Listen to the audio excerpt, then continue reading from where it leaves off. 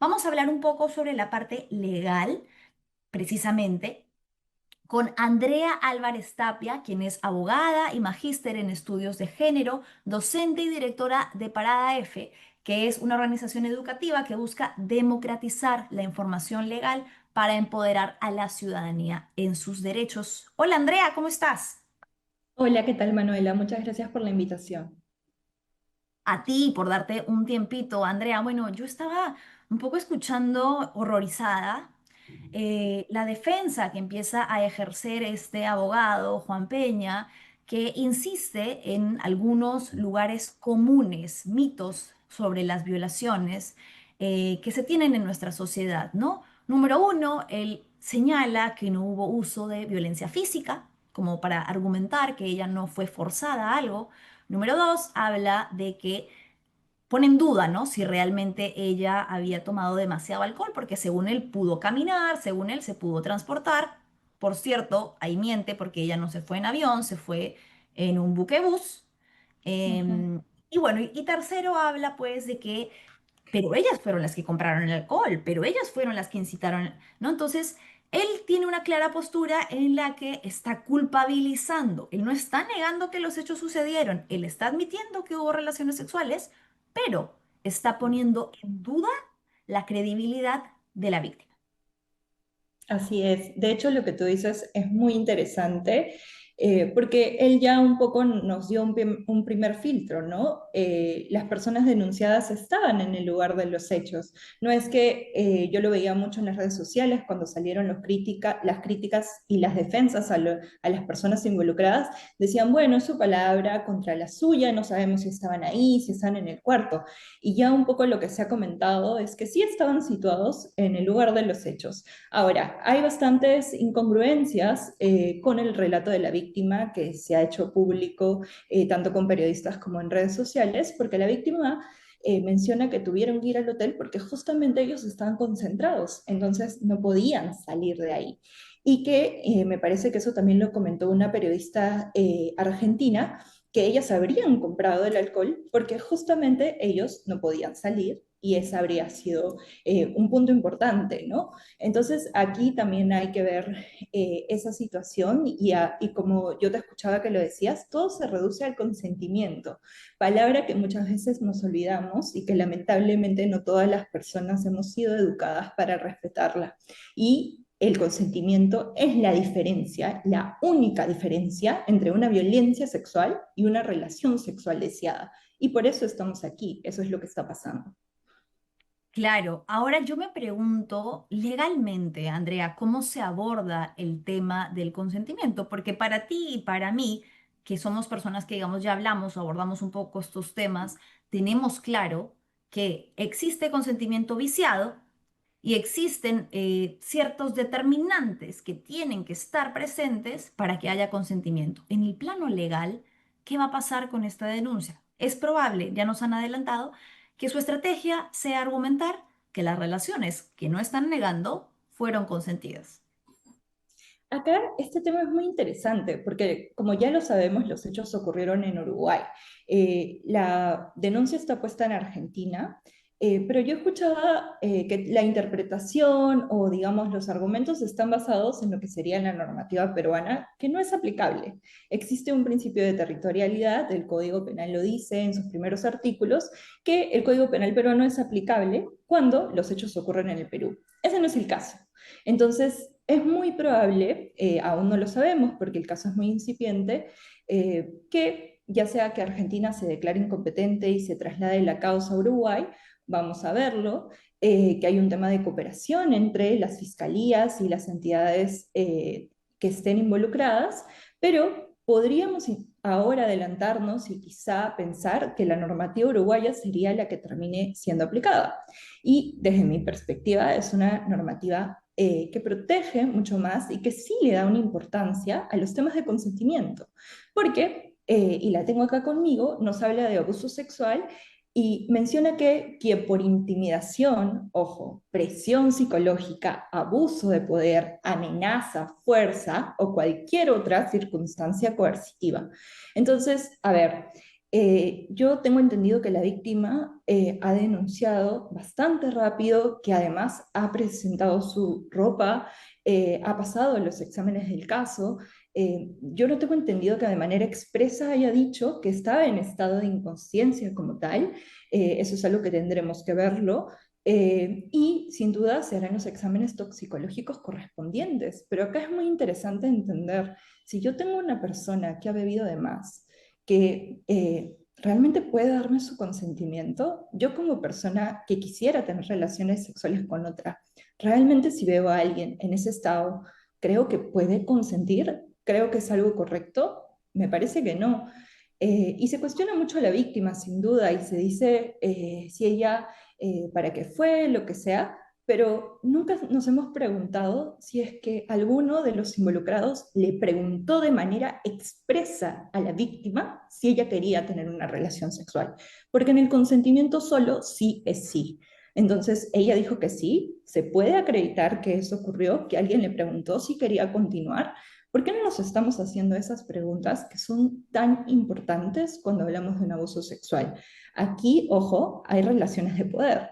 Son personas conocidas, con poder adquisitivo, versus una persona que entiendo tendría 22 años, que es jovencita, que desde ya dijo que no tenía el dinero para trasladarse hacia allá, ¿no? Entonces, ¿realmente ese consentimiento fue libre? ¿Fue específico? ¿Lo revirtió? Hay un montón de preguntas que creo que nos las estamos haciendo de manera incorrecta como ciudadanía, como quizá medios, y todo es para defender a los involucrados. Y muy rápido dudamos de la víctima, ¿no? Siempre se pone el foco socialmente sobre la víctima, ¿no? Y ahora lo que van a determinar, probablemente, ojo, no la ley, la sociedad, es que ella fue, ella quiso, ella accedió, pero hay algo que tú has mencionado que es súper importante. Número uno, el tema del alcohol.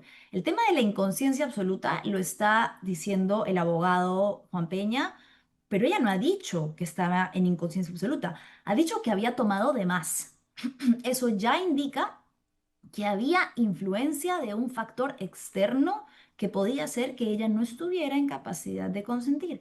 Y lo segundo, y es lo poco que abordamos el consentimiento desde el deseo, desde el yo quiero, el consentimiento entusiasta, positivo.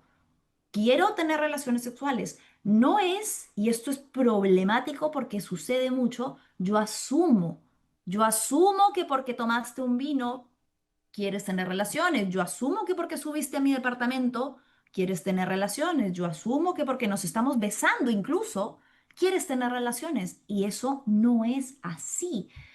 Parte del análisis de esto, de repente, Andrea, podría ser cómo la conversación necesita empezar a girar en torno al consentimiento y lo que concebimos como tal.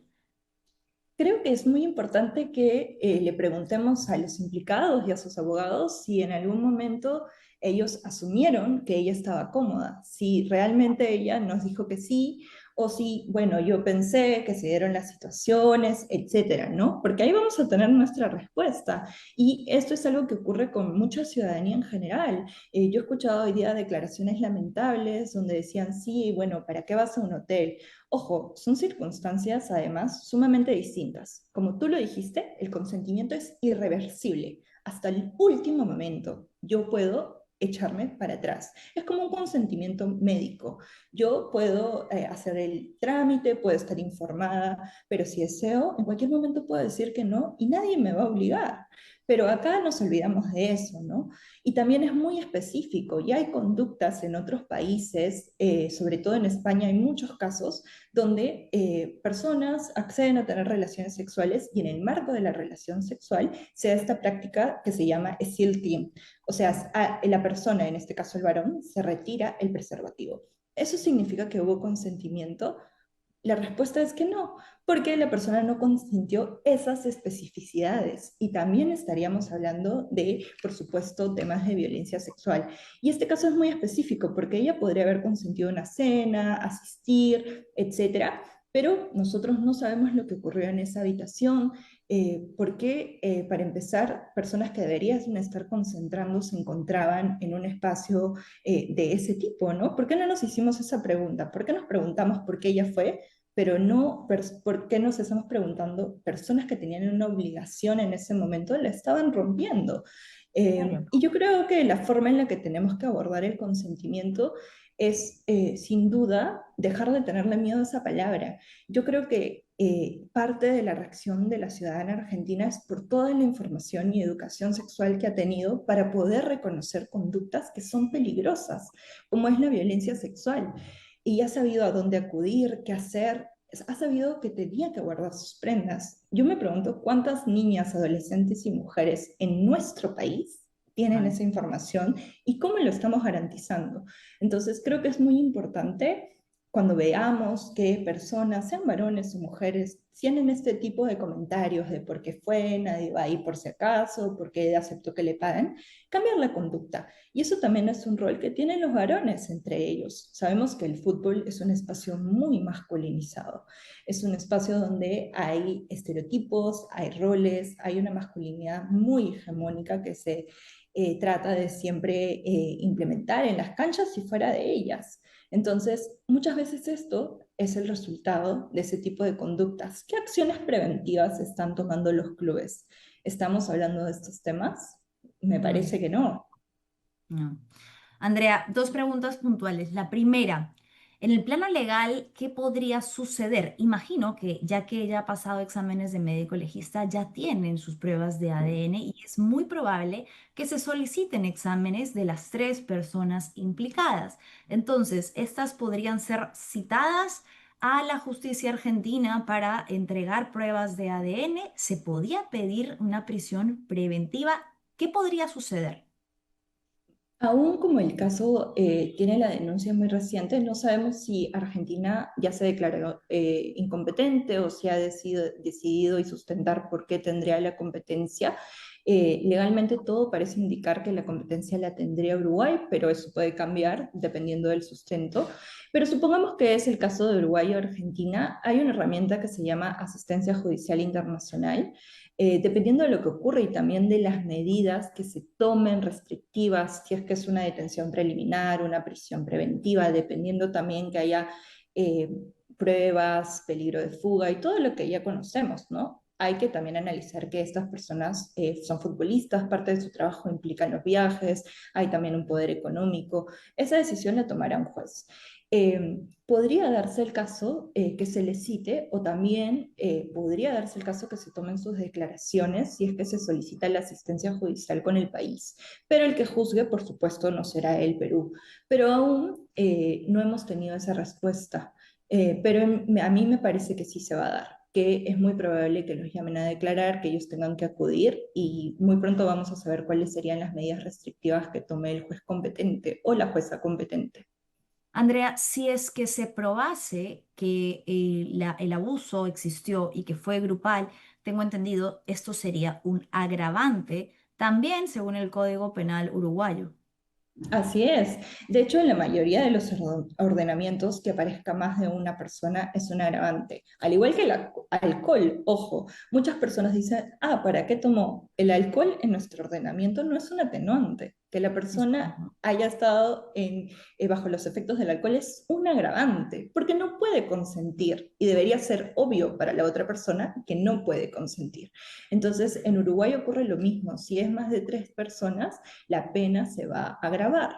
Entonces ahí sin duda estamos ante un escenario muy complicado para las personas involucradas. Bien, bueno, eso se va a seguir determinando en los próximos días. Se viene un tema de investigación penal. Probablemente yo creo que va a terminar sucediendo lo que tú señalabas, que se va a trasladar el caso a Uruguay, donde sucedieron los hechos, a Montevideo.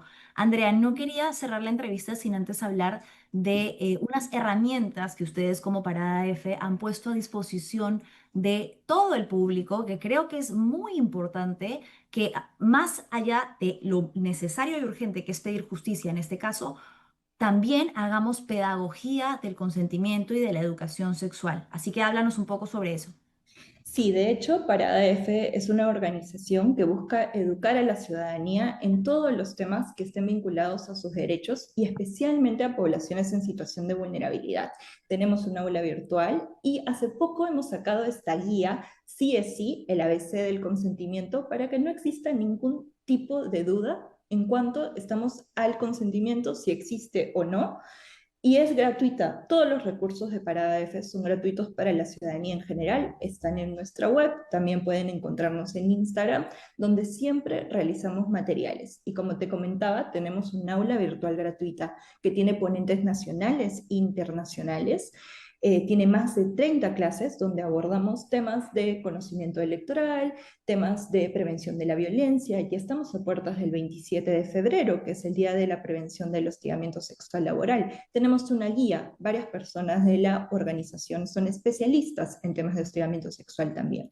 Entonces, todos estos materiales están dirigidas a la ciudadanía y esperamos que puedan usarlas para prevenir que estemos ante estos temas donde el derecho ya tiene que intervenir para encontrar una solución o una pena o una infracción. Con la prevención podemos evitar estar en este tipo de situaciones. Es fundamental la educación legal para todos. Excelente, educación legal y educación sexual, si usted está viendo y es padre, o para usted mismo, para todos, porque ninguno de nosotros nace sabiendo, pero es nuestro deber informarnos, recursos disponibles gratuitamente para toda la población. Muchísimas gracias, Andrea, por darte un espacio para estar aquí. Muchas gracias, Manuela. Nos vemos. Hasta luego. Ha sido Andrea Álvarez, fundadora de Parada F, quien lo ha dicho sumamente claro, ¿no? Nos ha dicho algunas cosas que son relevantes para la conversación. El alcohol, ojo, no es un atenuante, es un agravante y el Código Penal estipula que sí puede ser considerado como un obstáculo para otorgar el consentimiento.